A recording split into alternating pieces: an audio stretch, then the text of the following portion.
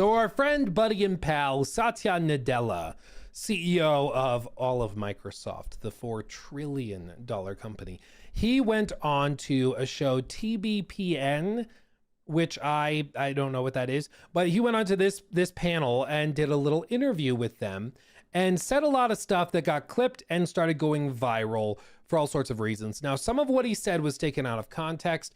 Other bits were fair extractions of what he said that were then kind of stretched out across the board. So what I've done is I went back to the original source. I'm going to show you the actual clip in the interview and what he says.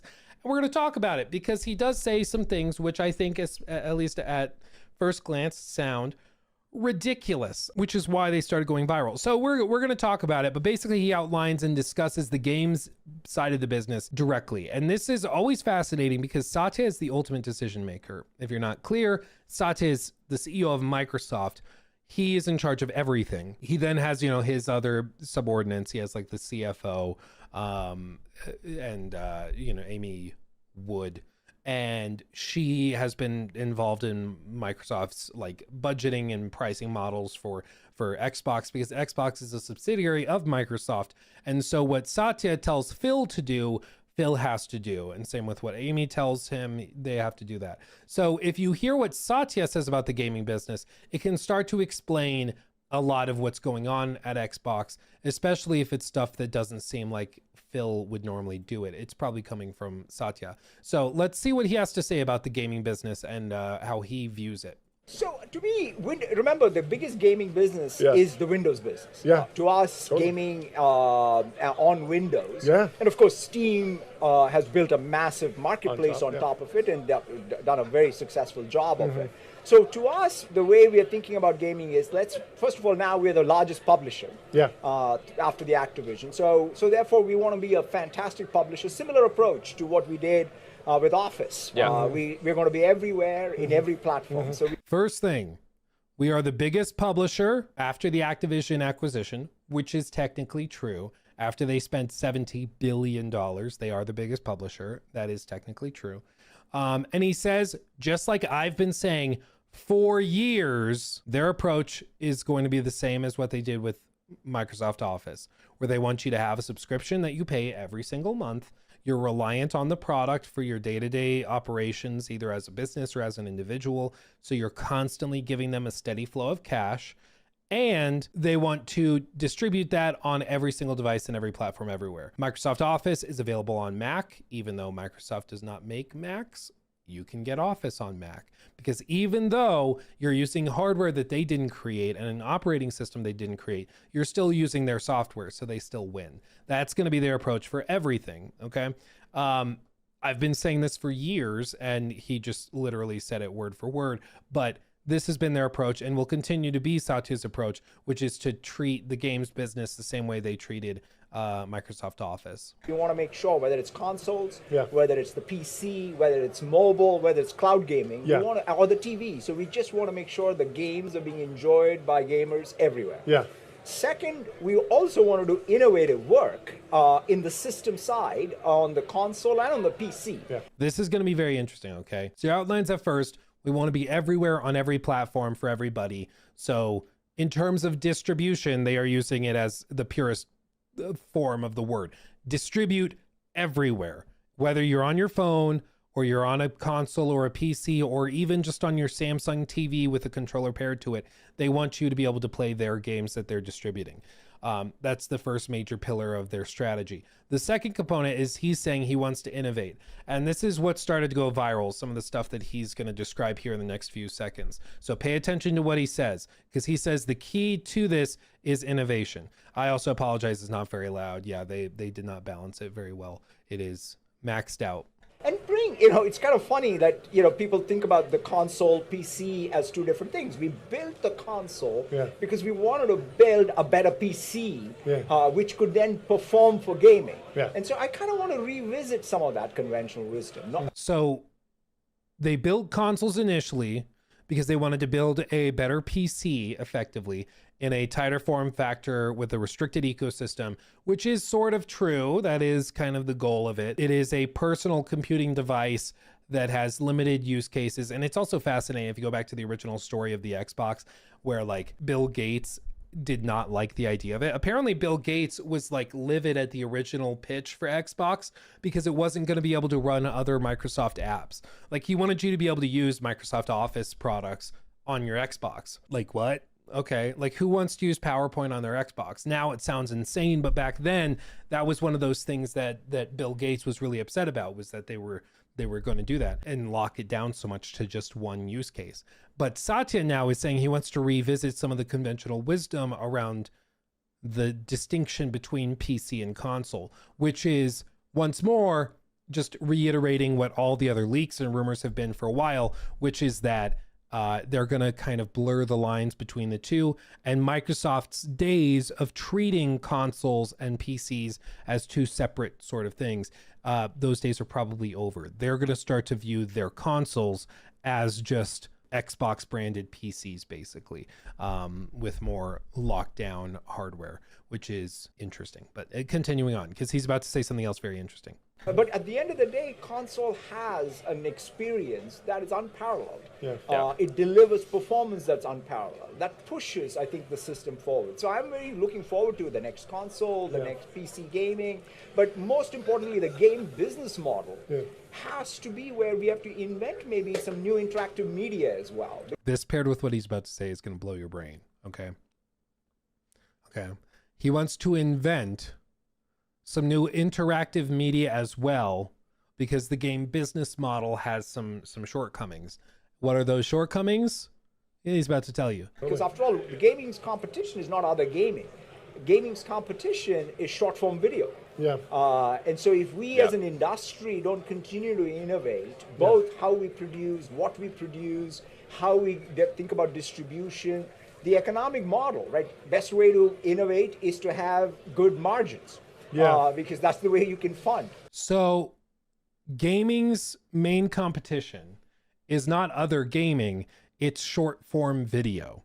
And if you want to compete with that, you have to innovate.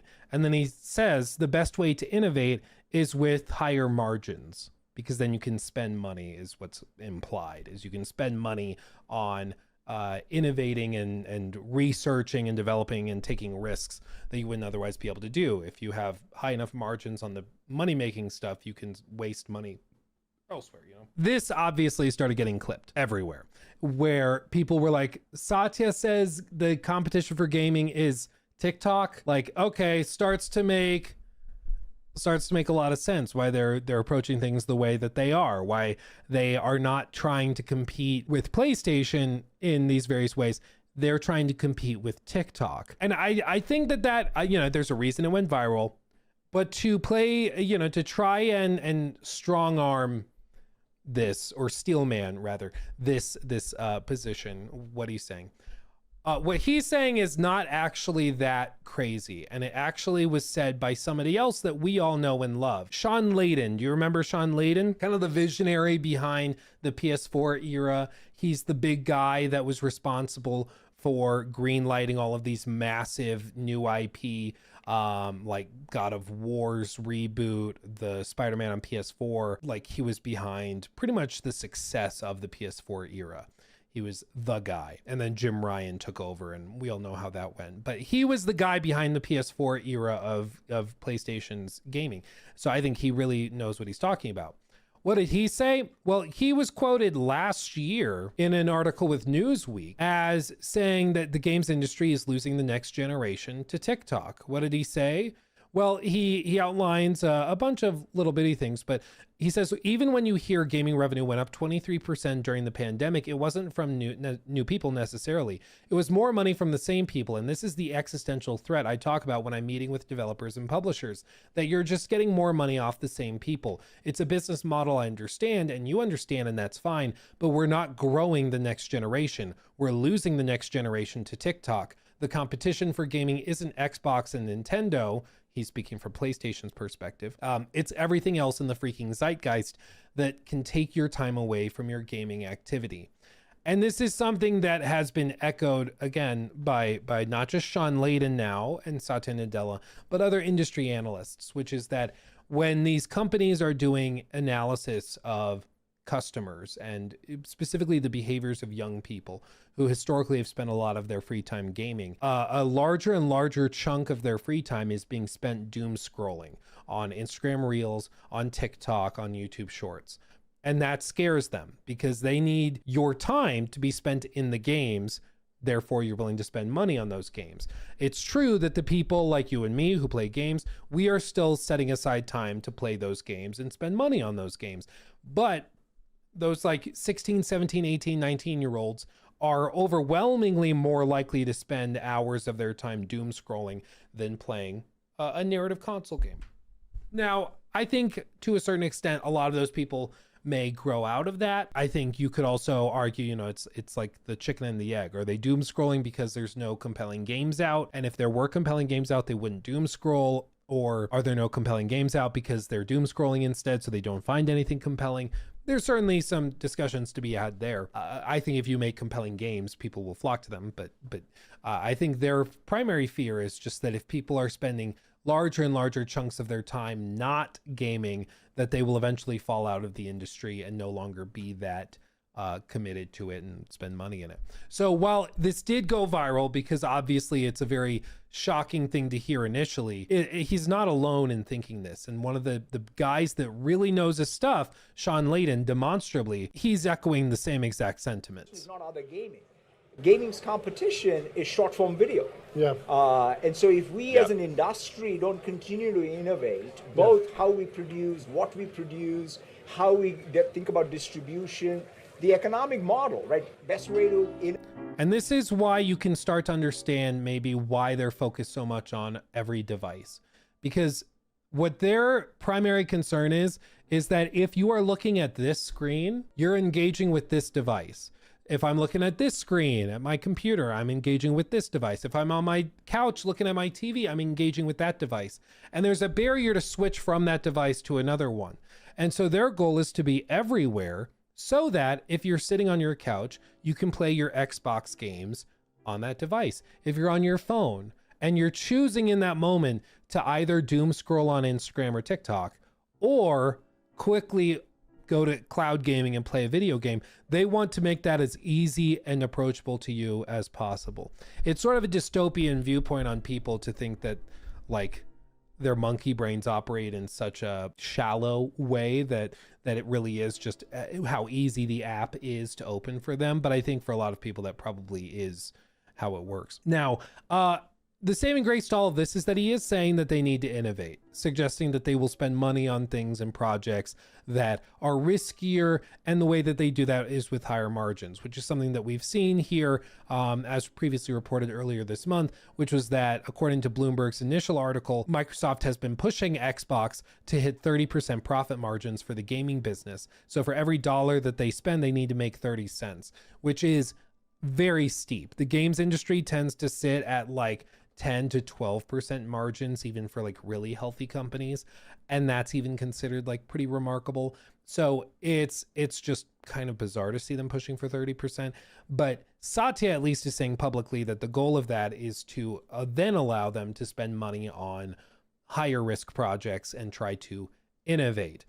The counter to that would obviously be that they're not going to innovate. They'll just keep doing the same thing they've always done, doing the bare minimum, and then they just pocket the extra money and the higher margin, which I think is a fair perspective to have, because I would not say that Microsoft Office has spent a lot of time innovating. The one thing that they've done is they've gone and added like Copilot to all sorts of nonsense that didn't need it. Even Microsoft Paint. What is this? What is this? But this is Microsoft freaking Paint.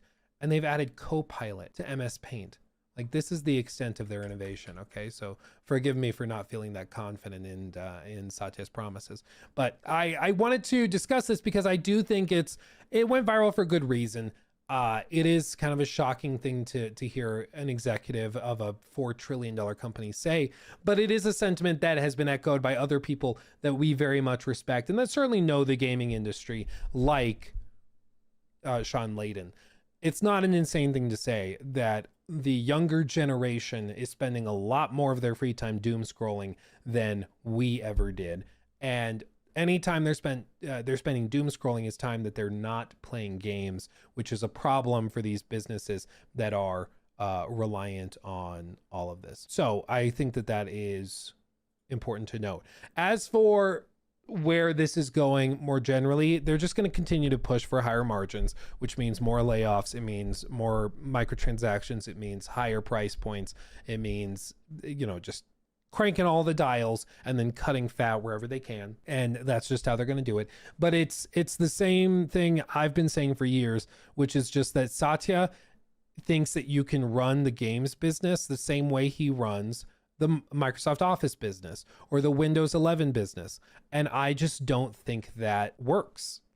Like, I think that they're just such different markets and industries that just because you can have a team of engineers that are contracted working on a security update for Windows 11, and then, you cancel their contracts, fire them, and go hire somebody else for the next update. You can do that with Windows.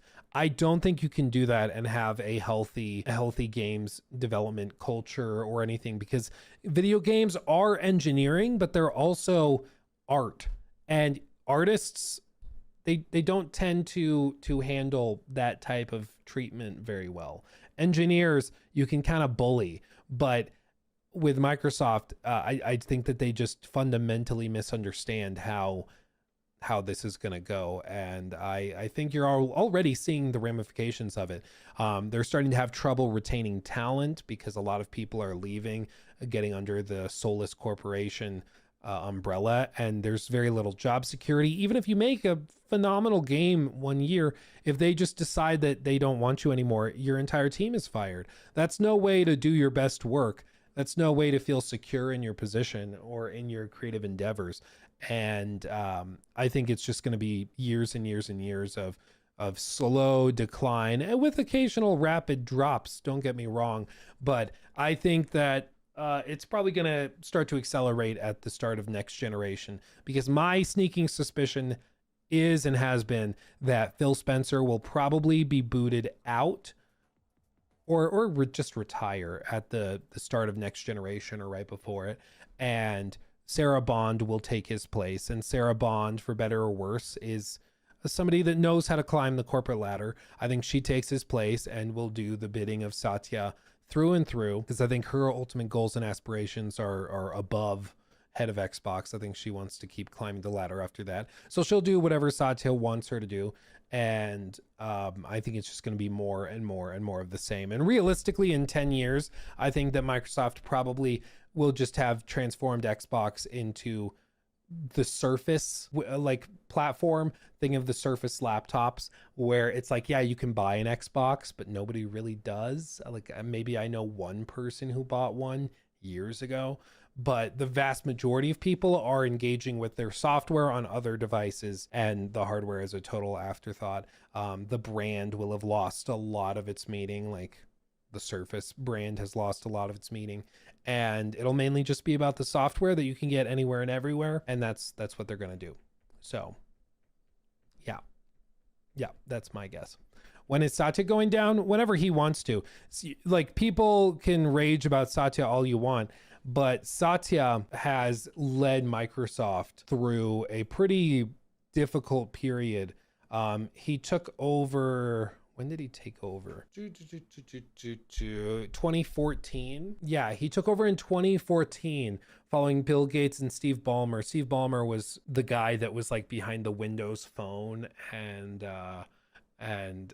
like, he blew many of the big things throughout the 2000s. He totally fumbled, but seems like a fun guy. He's actually, I believe, the single largest owner of Microsoft shares. He's like one of the richest people in the world, because he just never sold any of his Windows stock. It's very interesting. But Nadella, he has led Microsoft from 2014 all the way through today, and has built it into a $4 trillion company.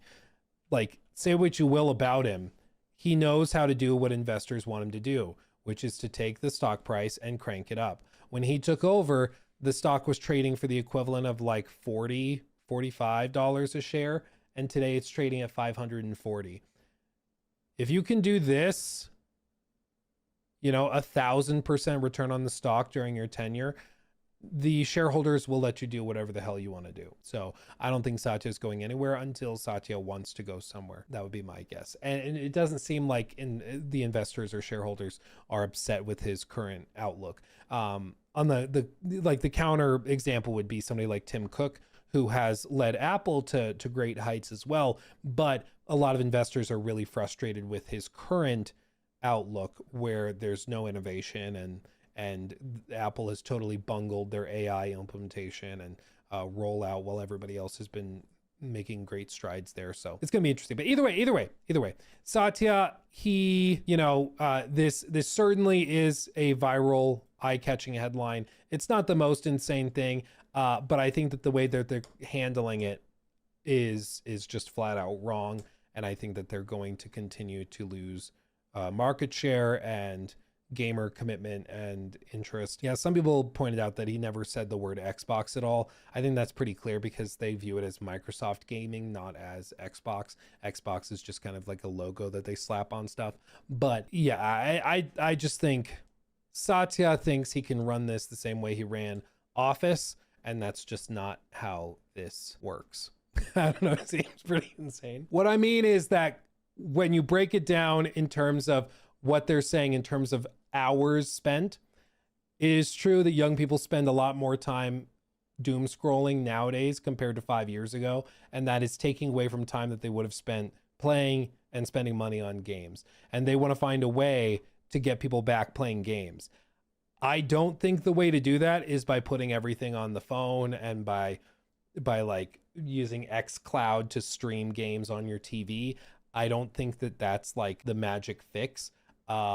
I think it's making more compelling video games and stuff. And I think, laying off a lot of people and using a bunch of contract work and raising prices on everything. I don't think that magically fixes it. Because what's the other component of this, which I think is just so freaking funny? He mentions short form video is like the big thing that people are leaving gaming for. Well, the thing about doom scrolling is that it's free. You can just pop open your phone on TikTok and doom scroll. And yeah, it'll present you ads, but it's free. You can just keep going and keep going and keep going. And so his answer to that is like, we have to innovate, but also by innovating, we need to raise margins to be able to innovate. And that means charging even more, raising the barrier to entry across the board. And it's like, I think that is just going to make it more like frustrating. I think that's going to make it a bigger problem. I think that's just going to keep them locked away even more. Like, what are we doing? So I think like maybe you've identified the problem, but again, the solution, I don't see how this is a solution. People are not spending money in our games, probably in part because it's so expensive to even get into the ecosystem at all. So how are we going to deal with it? Well, we're going to raise prices so we can figure out an answer. That to me doesn't sound like a great answer.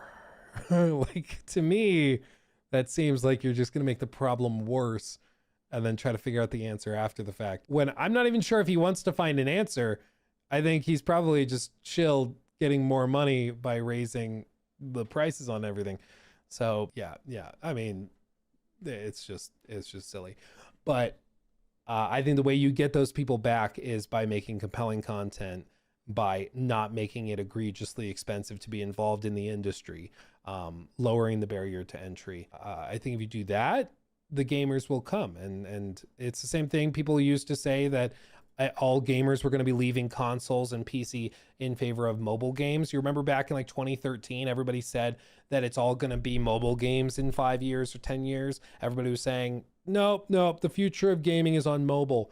And all these industry analysts that are making millions were saying that was the future. And it ended up not really being the case. Yes, there's a lot of mobile games, but console gamers, PC gamers still exist and still spend a lot of money on the hobby.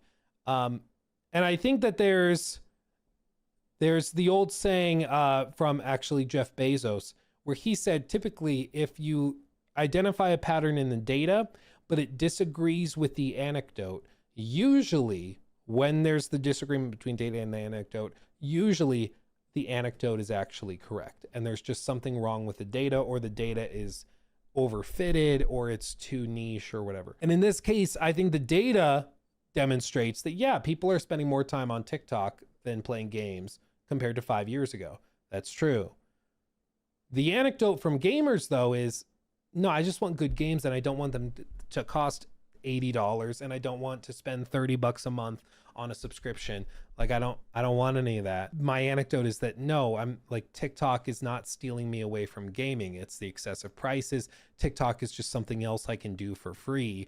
In that time period, I would have spent playing games when there's no games to be played. So even though like he's identifying a pattern in the data, he's coming to, I would argue, the wrong conclusions about it. And he just happens to be in a position where he can make multi-billion-dollar bets on it, which we'll see how it plays out, you know? He took my thing.